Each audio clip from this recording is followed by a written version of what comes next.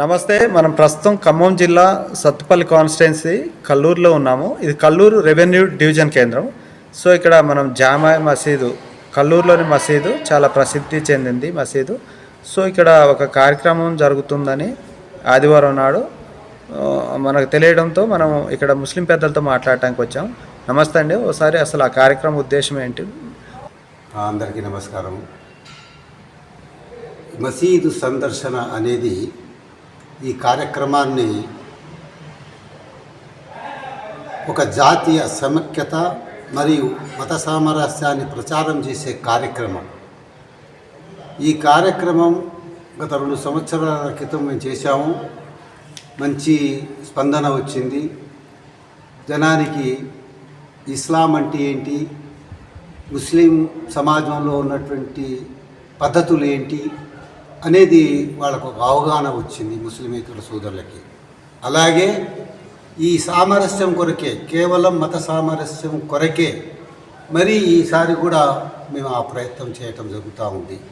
రేపు రాబోయే ఆదివారం 9వ తారీఖున ఫిబ్రవరి నెల మళ్ళీ ఇదే కార్యక్రమాన్ని తీసుకొని ఆ రోజు ఉదయం 9 గంటల నుండి సాయంత్రం 4 గంటల వరకు ఈ కార్యక్రమాన్ని మళ్ళీ తీసుకోవడం నిర్వహించడానికి ఏర్పాట్లు చేయటం జరుగుతూ ఉంది.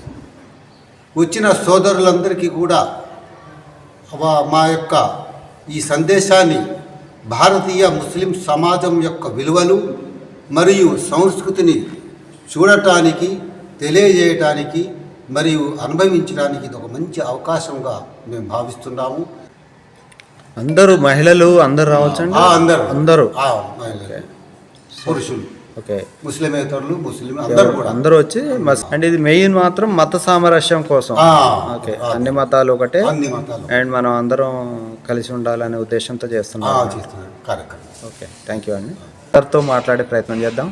ఏం పేరండి మీ పేరు? మహమ్మద్ హనీఫ్. ఓకే, చెప్పండి హనీఫ్ గారు. ఈ కార్యక్రమం అందరికీ నమస్కారం. కుల మతాలకు అతీతంగా ఒక కార్యక్రమాన్ని ఏర్పాటు చేయదలుచుకున్నాము.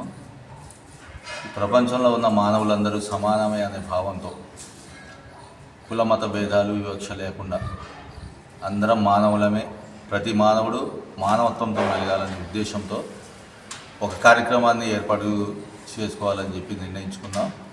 అయితే ఈ కార్యక్రమాన్ని మనం మస్జిద్ సందర్శన అనే టైటిల్తో నిర్వహించబోతున్నాం.